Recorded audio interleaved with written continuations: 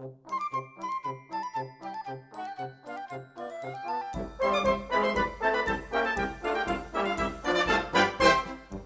probably heard this little phrase of music.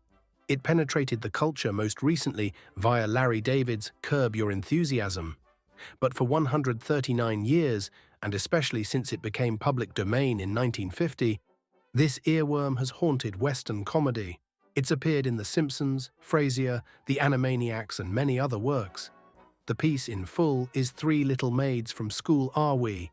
And though Sir Arthur Sullivan, composer of Onward Christian Soldiers, is no doubt seething in the afterlife to hear me say this, it's quite probably the most famous single piece of music he created. As the long-standing tradition of amateur companies performing Gilbert and Sullivan's comic operas has begun to die out in the 21st century, Three Little Maids will probably be one of the last traces of their work in the popular imagination. The song, a trio, arises from the Mikado, the most popular comic opera of all time, which has had its own brush with obscurity owing to complaints that its use of largely British casts in Japanese dress is in poor taste. I personally believe the Japanese lost the right to complain about things being in poor taste when they created anime, but that's neither here nor there.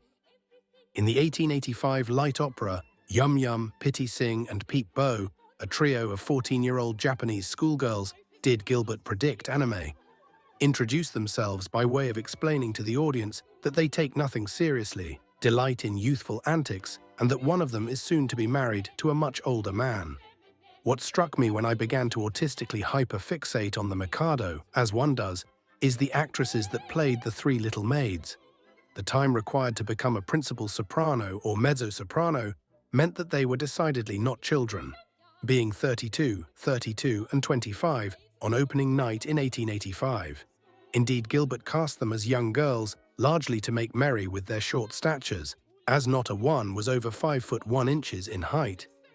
As adults, they'd already lived lives, and as Victorian actresses, quite precarious ones. Indeed, for two of the Three Little Maids, Yum Yum, played by Leonora Braham, and Pity Sing, played by Jessie Bond, those lives were dark as fuck. Leonora Braham's early life was relatively pleasant. Raised in an educated Jewish family in Bloomsbury, she sang first in her synagogue before turning professional in 1870 and studying at the prestigious Royal Academy of Music in 1876. Things took a turn, however, when she married Frederick E. Lucy Barnes, a church organist, conductor, and composer. Barnes took the family to Canada, where Leonora gave him a son and daughter. While there is no evidence that Barnes was abusive, he was mentally unwell, and quite deeply so. In 1880, Barnes shot himself. Sources vary, but the more lurid claim that he did the deed in front of Leonora and their children. Even if this is not the case, we are given to understand that poor Leonora discovered the body. A widow with the then unspeakable cloud of suicide hanging about her, and with 2 young children at just 27, she faced poverty. Her singing came to her rescue, taking her first to New York and a leading role in The Sultan of Mocha.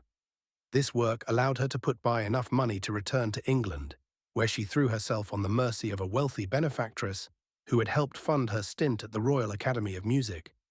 Considering herself unfit to raise a daughter, she arranged her girl's adoption into this wealthy family and gave up all claim to her, such that her name and connection to Leonora are very nearly lost to history. Most sources claim wrongly that Braham only had 1 child. She retained her son, Stanton, and struggled to raise him while working full-time as a singer and actress. In 1881, she first trod the boards of the Savoy, creating the title role in Patience, Gilbert and Sullivan's 5th collaboration. The opera was a satire of the aesthetic movement, with a male lead directly parodying Oscar Wilde.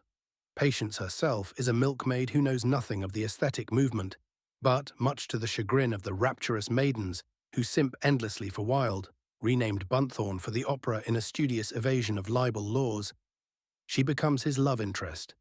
In the end, however, Wilde doesn't end up marrying her, or indeed any of the women, Gilbert saying in this, perhaps more than he knew, and is the butt of the joke.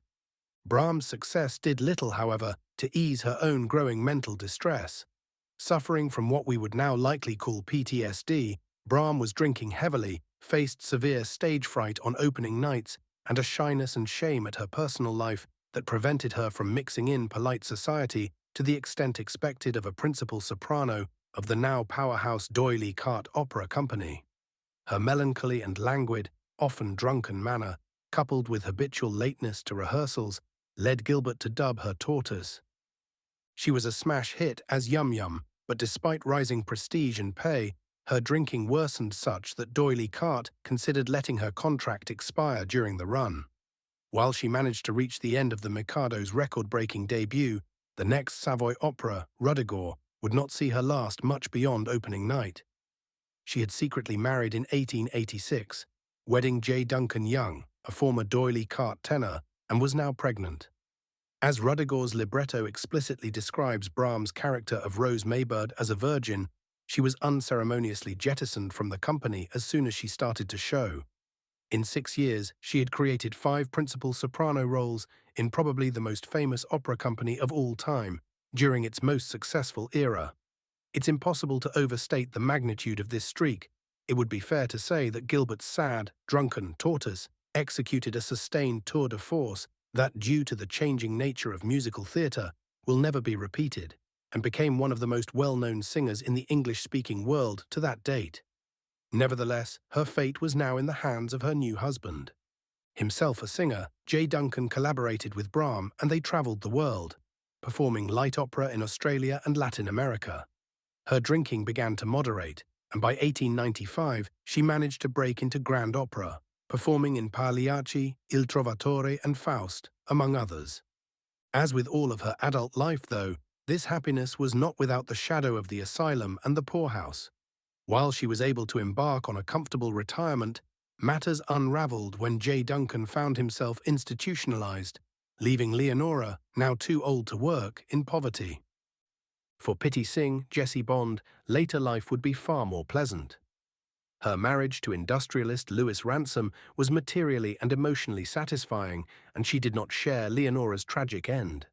The arc, however, of the first quarter of her life was perhaps even more agonizing. Born into a wealthier, very musical family, her father was a piano maker.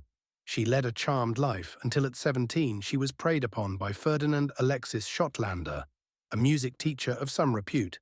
Schottlander, 10 years her senior, met her professionally but soon abducted her. On the night of her abduction, she was by some accounts molested, and thus compromised was forced into a marriage to him. She was violently abused and infected with a sexually transmitted disease, potentially syphilis, fell pregnant and gave birth to a son who died 6 weeks later of said STD. The doctor who treated her during her pregnancy infected her with smallpox. She managed to recover and fled from her husband, finally divorcing him in 1874. Her divorce petition was granted relatively quickly, as she was able to prove that Schottlander had knowingly infected her with what the petition termed a communicable disease. In the intervening years, with her family's help, Bond supported herself by giving concerts and teaching piano. In 1878, she would join the D'Oyly Carte Opera Company, which would be her home for 20 years. She would create every mezzo-soprano role from 1878 to 1897, which is to say almost all of them, and all of the well-known ones, her retirement coinciding with a terminal decline in the quality of Gilbert and Sullivan's collaborations. Through it all, Bond suffered few mental effects of the agony of her youth. She was remembered as happy and industrious.